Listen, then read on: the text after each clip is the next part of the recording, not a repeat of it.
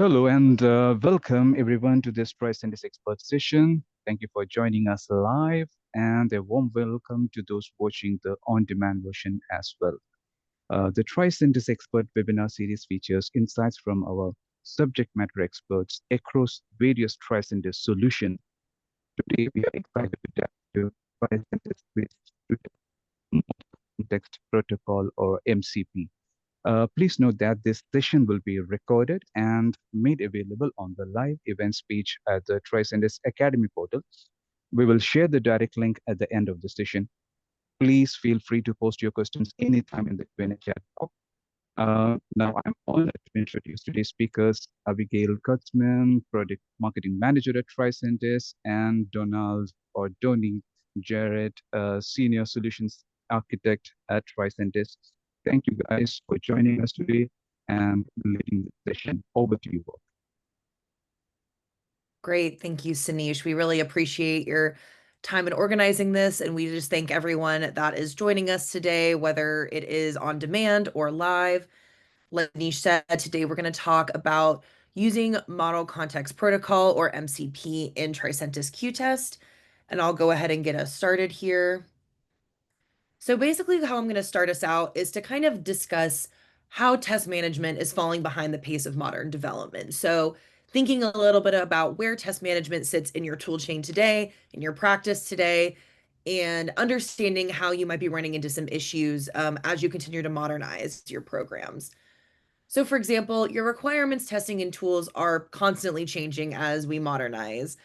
That could mean your applications, your development teams might be changing and trying to modernize using your own commercial or homegrown applications. Combining that can always be super complicated. Your infrastructure, of course, is changing. A lot of folks are moving from on-prem to cloud or doing platform upgrades or trying to keep pace with modern development. Of course, you need to think about your data as you're doing all of these updates and modern development changes.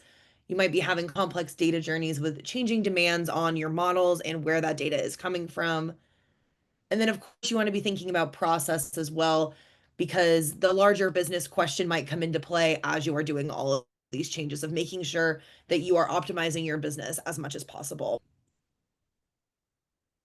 And this is becoming even more complex with the introduction of AI. For example, you might have more limited insight into release quality and have lower confidence if you've added these AI tools, but you lack visibility into how they're functioning with your current tool chain. You might have issues with productivity because you are trying to implement this AI and you don't really know exactly how to make sure that it is as efficient as possible. You also need to understand the additional risks that might come from AI impacted code or potential defects that are occurring as you've included these new AI tools, but your test management isn't keeping up with it. And then, of course, scalability can be a huge question here of not feeling like you're able to scale fast enough once you start to implement AI. And something that we already see in test management is the cost of silos. And this is becoming even more complicated again with AI. So if we look here, we understand that across your teams and folks that are doing test management, your teams might be using different tools depending on their steps or, what their preferences are. And we understand that, you want to keep that as consistent for your teams as possible of whatever they'd like to be using.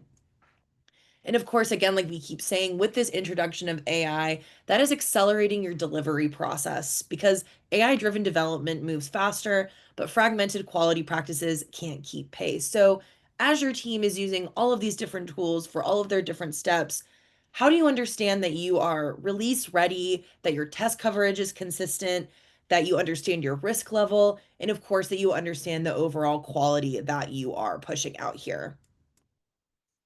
And it's because you need a tool that you can centrally manage, orchestrate, and analyze the testing there. You need a complete connected view for data-driven decisions so you can reduce risk and release faster.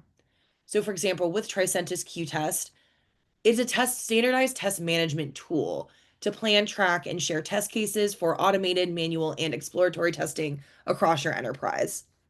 You need something that has automation and DevOps integrations So basically helps you have any tool to help accelerate and scale test automation and orchestrate custom event-driven workflows. And then, of course, how does this even help in the end? You need powerful custom reporting so you can understand the entire testing process, have enhanced visibility at the project, program, or organizational level, and so you can make those data-driven decisions. Because modern development does bring more speed and more complexity, you really do need a tool like Tricentis qTest, which is a scalable AI-powered test management platform that unifies teams, tools, and data across the software lifecycle. So it'll help you drive alignment and connect your teams through a centralized test management across the whole SDLC. It can help you accelerate test design with AI-powered test creation and population. Of course, it'll help you extend and scale with the integrations with Jira and your CI/CD tools and other automation tools. And then, of course, like we were just talking about, it'll help you enable data-driven decisions with that custom reporting and real-time dashboards to understand both what your original test management has been looking like, how your normal tests are looking, but also how this has been affected by AI. So let's shift a little bit to talk about the Tricentis AI evolution and kind of how we've been working through this. We've been really focused on model-based testing, AI in general from the beginning here. But over the last few years, of course, we've needed to, work with our customers to give them even better AI tooling to help them reach their goals. So, for example, we've launched Tricentis Copilots in the last year in 2024, which is our generative AI tool for various use cases and different tools.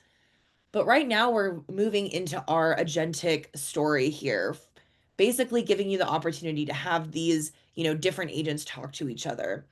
But the biggest thing that we're going to talk about today is our MCPs, which is another use of our AI tooling. So Tricentis AI augmented quality engineering, this is how we are trying to pull this all together to give you the best experience that you can across your tools and your different potential pain points or goals here. And you can see really that we are really agnostic across your different tools and, whatever your team is looking to use, we're here to help you be able to plug into what you're already doing to make your process more efficient with AIML, with our agentic tools, and with our MCP. So I'm going to turn this over to Donnie to talk a little bit more about what exactly is an MCP, understanding how this functions with qTest, and give us a little bit of a demonstration. Yeah, absolutely. Thanks, Abigail. So as we've discussed, our AI vision around Tricentis and what we're kind of all about when we go towards more agentic side of the things, let's dive into MCP and really kind of how we're tying those into our products, and of course, more specifically around Qtest. So to set the context, really, with the MCP or the model context protocol, it is a standardized API that's really going to allow those AI clients to interact directly with our tools. So you can really think of the MCP as really a UI for API. So they're really going to be the foundation for not only accelerating our agentic roadmap, of course, also enabling our customers and partners to integrate our products with their and align with their AI initiatives. So really, the MCP is going to democratize really user access to our tools. When they're paired with an AI chat assistant, really even novice users can get value from our products without really needing to know the UI or really knowing how to complete specific tasks. So it's going to interpret their intent and really make it all happen with the MCP. As you can see here on the right-hand side, we're going to offer our MCP servers for almost all of our products. So with most organizations adopting AI, and of course that usually entails some sort of premium plan with some AI vendors, right?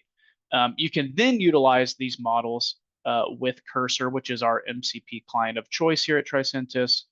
But then when it comes to more of a Q-test standpoint, the MCP is going to offer a wide range of capabilities. And we're going to take a look at some of those examples here in the next few slides as we dive into 4 example workflows that you can really utilize to streamline and really make use of with the MCP.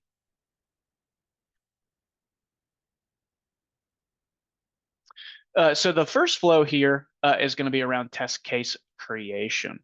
So first, with the MCP, we're going to set that context where we want to pretty much let the MCP know that we want to work inside a particular project within qTest. We provide that prompt, and then as you see here, we're going to get all of that great project information here. But then as we move forward within this particular workflow, we're also going to create a user story within Jira. So I do have the Atlassian MCP server connected as well. So from here, you can also see it there on the left-hand side. We also have a definition of a user story. So I'm simply going to prompt the MCP to please create a particular create a Jira user story in my particular Jira project. And then as you see here, we're going to be prompting the Atlassian MCP server to get that done. But how that plays into the qTest side of things is that we also have our Jira integration enabled within qTest. So as we create that user story, as you see there on the left-hand side, that is going to flow automatically back into qTest. And then as well, we're also, as you see there on the left-hand side, we don't have any tests linked to our user story.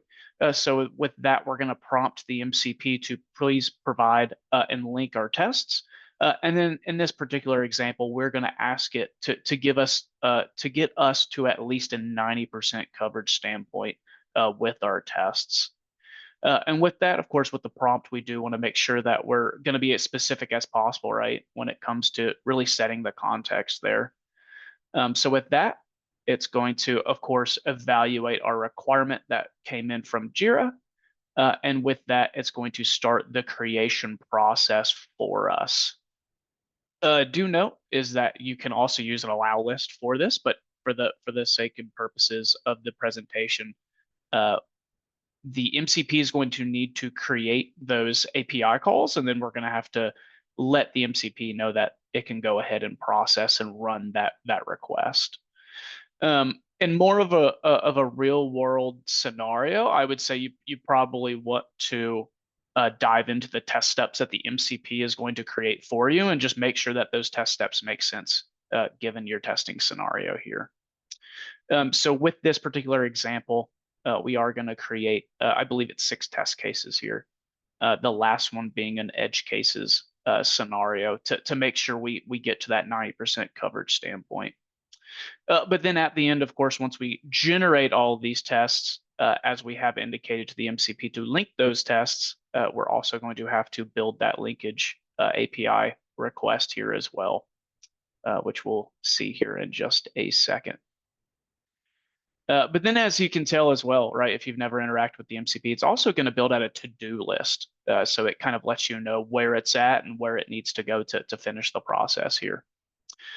So as we finish up this particular prompt, it does give you a summary in terms of what the MCP has done.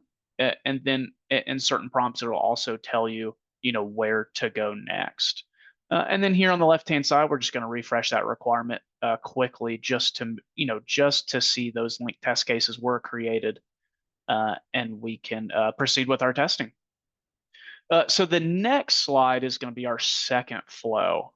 So this is going to be where the MCP is going to really evaluate any redundancies that we have with our tests that are, of course, tied against our user story or our requirements. So here, of course, we want to set the context again to make sure that we're working inside the correct project within qTest. It's, again, going to tell us those project details. But then from here, we're going to ask the MCP to evaluate this particular user story that you're seeing on the left-hand side here for any redundant tests or really any tests that are kind of overlapping. And then from there, of course, the MCP is going to give us a recommendation in terms of, removing a test, updating certain tests, or even creating new tests. So with that, of course, we need to build the context there. Context is, of course, always important when it comes to interacting with AI. So from here, it's simply just pulling that requirement. And then the MCP is, of course, going to need to get all of that context. So it's going to pull all of our test cases, and then from there, evaluate the contents of our tests. And then from there, of course, give us the recommendation on really what we should do next, right? In terms of creation or updating or really removing some. Of course, we all always need to make sure that the recommendations make sense here, right?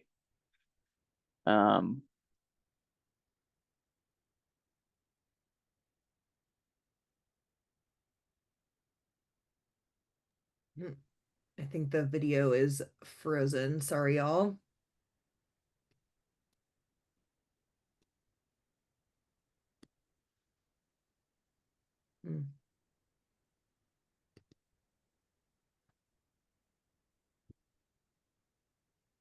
Oh, I think it's back. There we go.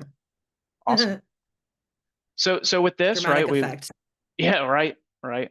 So with that, obviously we're going to get those identified redundancies and really some recommendations on what we should do next. I think it froze again, but as you can see there, and then as well, it's going to give us some final recommendations on what we should do to make these tests more complete, right, from a redundancy standpoint. So with that, let's move to our third flow. So this is going to be around maintenance of your tests and really from a coverage standpoint. So in this particular workflow, I had a requirement with tests that were linked to them. However, I'm gonna let the MCP know that I just made a large change to my requirement, which could play into effect and really could potentially put us at a coverage negative standpoint. So with that, I'm going to have to ask the MCP to analyze the particular requirement post that change, and then of course provide us with any recommendations again, to add any tests, update any tests, and what have you. Again, we're going to be simply pulling those projects, and then the MCP is going to pull that requirement as well. And then from there, of course, it's going to pull the tests linked to that requirement. And then as you see here, we're going to be pulling those test cases, not too many more, I believe. And then it'll provide us with the recommendation on really what to do next. Something important to note is that the MCP currently can add those test cases for you. So as you see the critical gaps identified, it did recognize that we are essentially introducing 3 new features that the MCP is recommending that we add tests for. And so with that, we're going to go ahead and create those missing test cases. There is also a step that you see there in number 2 where it's going to also recommend updating our existing tests.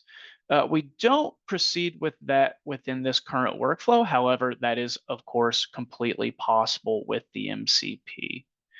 The only thing that the MCP currently cannot do, and what we're looking towards the future, of course, in terms of implementing, is around deleting your tests.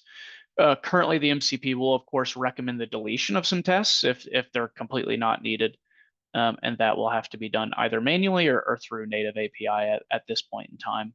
But of course, the MCP can do the heavy lifting in terms of that recommendation as well. But going back to the flow here, obviously we're going to be creating those tests. And like I said earlier, in a real world scenario, right, we want to make sure that the test steps really all make sense. Of course, we can do that post creation of the tests, but always helpful to do that pre the creation of our tests to make sure that what it's doing is really what we need it to be doing, right? So it'll just be finishing up the creation of the tests here. And then here it's going to be combining, or it's going to be creating a combined test case as the particular scenario within those tests aren't necessarily fully complete to be their own, right? So we'll just combine them into one test for us. And then yeah, from here, right, in terms of all things maintenance, it's really helpful, right, as you make changes to your tests and as your tests mature, and make sure that you're still covered from your testing scenarios.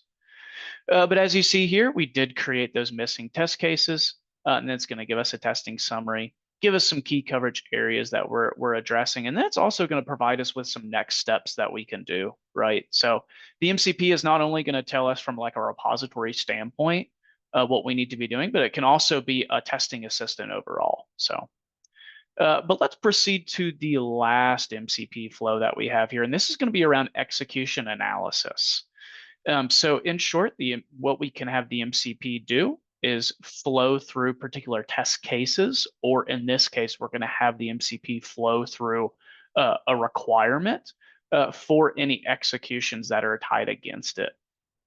And really, we're going to ask the MCP to really analyze for any patterns or really anything we need to put more focus on as it is from our tests that we've already executed thus far. Again, as you're probably recognizing a pattern, the MCP needs to gather the context and evaluate, right, and make sure that it's evaluating appropriately based upon the contents of the tests, and of course, in this example, analyze the test logs that we have for our executions.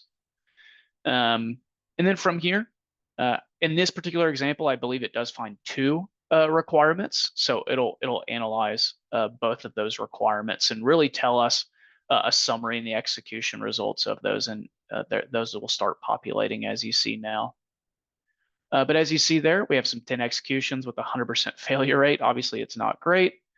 But then, of course, the recommendations, right? So address those main issues, address the more hot or severity tests, and then also make sure we're good from a coverage standpoint, and of course from a defect resolution as well. So that kind of concludes the example workflows that we would like to showcase in today's presentation. Of course, there's more to be had when it comes to the MCP and really analyzing and giving you recommendations from your qTest repository. But with that, I'll turn it back over to Abigail, and I do think we'll head into a Q&A session.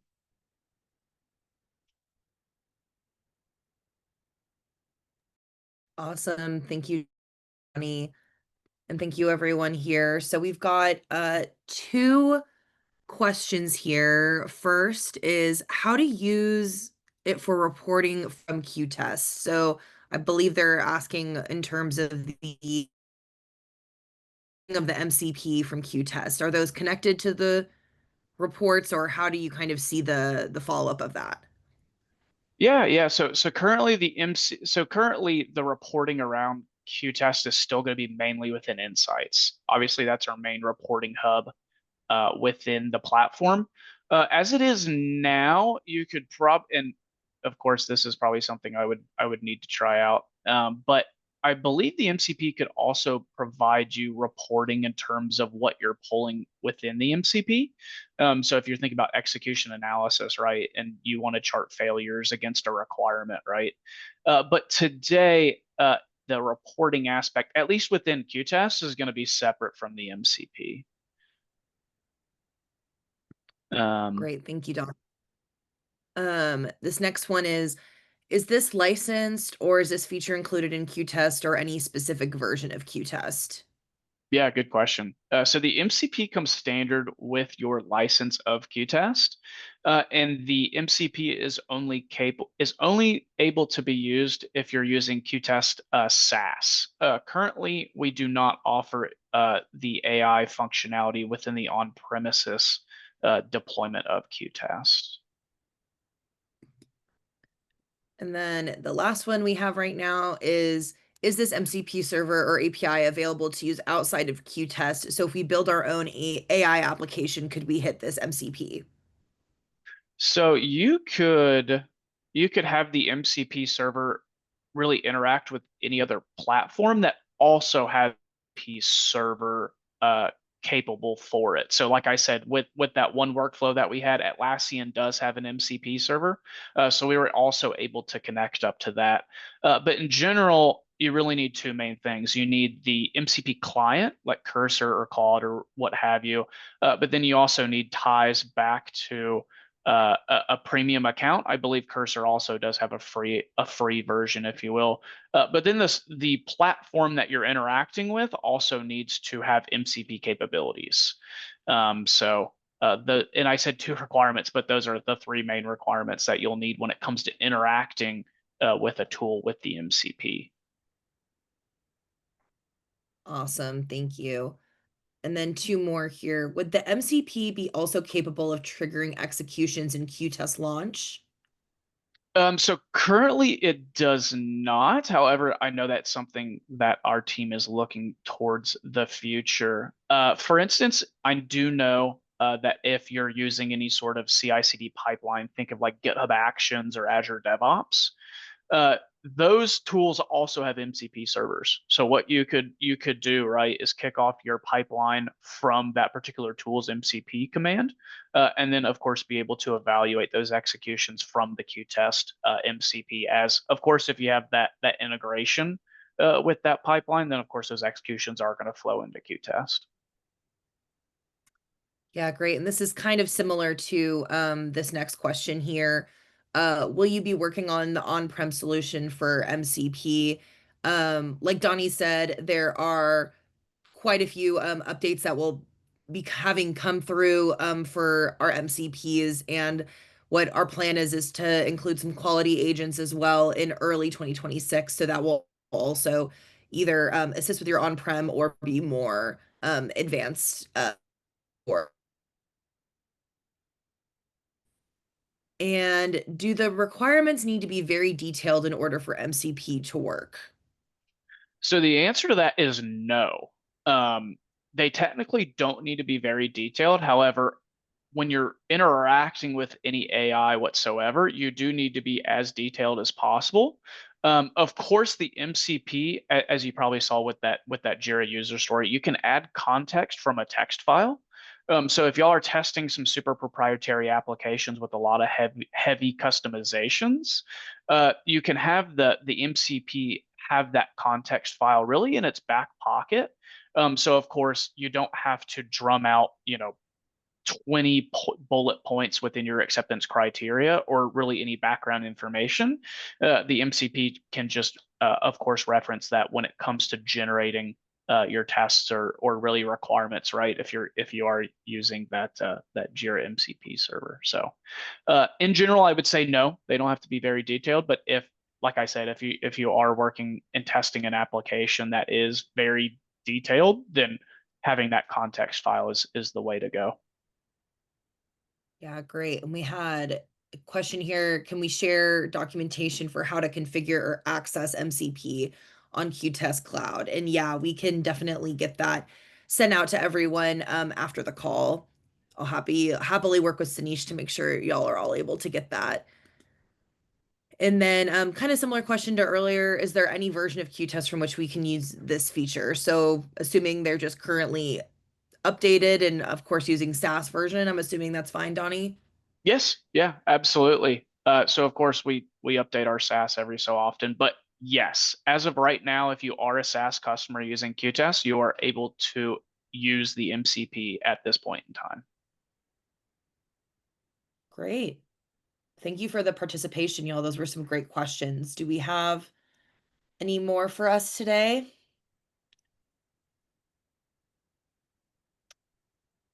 All right. I think there are no other questions. We can wind up now. Thank you so much. So as you discussed, I will email every participant the recordings plus the documentation link as well. I think there is one question answered now. Yep. There are not any training videos on the MCP right now. However, we do have some of the recordings like what Donnie had shared today that could be helpful for you guys getting that set up on your own. Yep. And I will add to that, Abigail. If you're a current customer, then our teams are more than happy to showcase the MCP with you, and of course help you get it up and going. Perfect. Yeah. So if you guys are currently a customer and want to reach out to your account team, we can definitely get that set up. Right. Okay, then let's wind it up. Thank you everyone for attending this session. We hope you found this session topic very useful for you. As a reminder, this session was recorded and will be available on demand on the Academy page soon. Thank you for your thoughtful questions and active participation throughout the session. If you have any additional questions or feedback, please don't hesitate to reach out to us. And of course, a big thank you to Abigail and Donnie for sharing your expertise with us today. Have a great day ahead. All the best. Thank you. Thanks, everyone. All right.